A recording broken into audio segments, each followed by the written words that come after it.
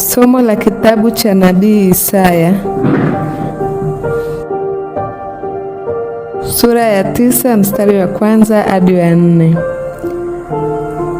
Hapo kwanza Bwana aliingiza nchi ya Zabuloni na nchi ya Naftali katika hali ya kudharauliwa, lakini zamani za mwisho ameifanya kuwa tukufu, karibu na njia ya bahari ng'ambo ya Yordani, Galilaya ya mataifa. Watu wale walikwenda katika giza, wameona nuru kuu.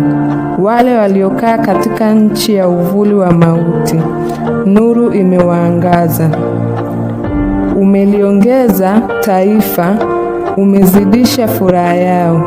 Wamefurahi mbele zako kama furaha ya wakati wa mavuno, kama watu wafurahivyo wagawanyapo nyara. Kwa maana umeivunja nira ya mzigo wake na gongo la bega lake na fimbo yake yeye aliyemwonea, kama katika siku ya Midiani. Neno la Bwana.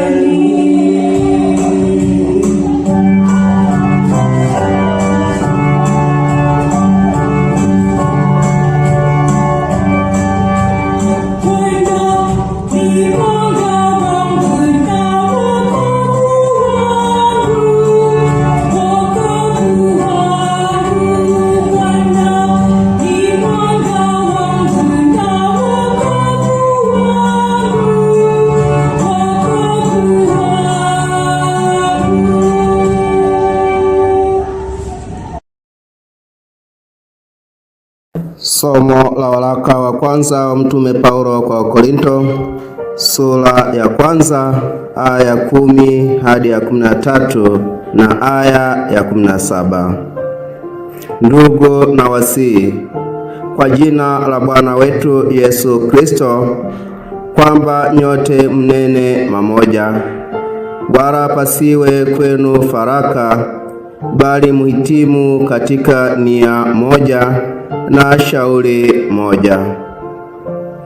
Kwa maana ndugu zangu, nimearifiwa habari zenu na wale walio wa nyumbani mwa Kloe, ya kwamba iko fitina kwenu. Basi maana yangu ni hii, ya kwamba kila mtu wa kwenu husema, mimi ni wa Paulo, na mimi ni wa Apolo, na mimi ni wa Kefa, na mimi ni wa Kristo. Je, Kristo amegawanyika? Je, Paulo alisulubiwa kwa ajili yenu? Au je, mlibatizwa kwa jina la Paulo? maana Kristo hakunituma ili nibatize, bali nihubiri habari njema, wala si kwa hekima ya maneno, msalaba wa Kristo usije ukabatilika. Neno la Bwana.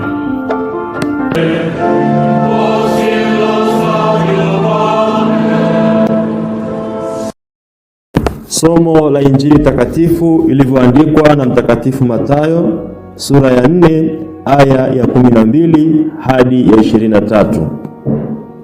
Basi Yesu aliposikia ya kwamba Yohane amefungwa, alikwenda zake mpaka Galilaya.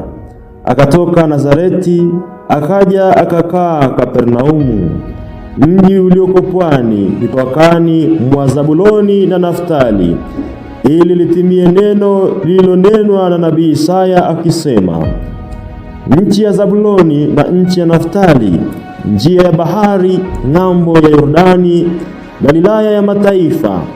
Watu wale waliokaa katika giza wameona mwanga mkuu, nao waliokaa katika nchi na uvuli wa mauti mwanga umewazukia. Tokea wakati huo Yesu alianza kuhubiri na kusema, tubuni, kwa maana ufalme wa mbinguni umekaribia. Naye alipokuwa akitembea kando ya bahari ya Galilaya, aliona ndugu wawili, Simoni aitwaye Petro na Andrea nduguye, wakitupa jarife baharini, kwa maana walikuwa wavuvi.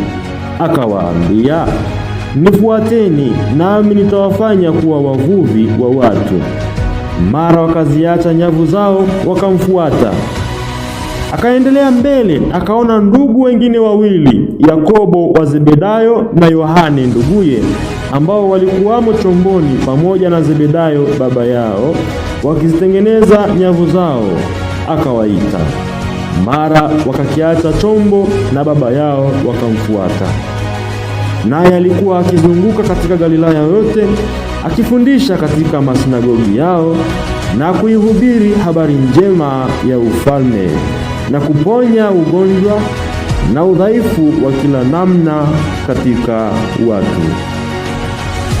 Neno la Bwana.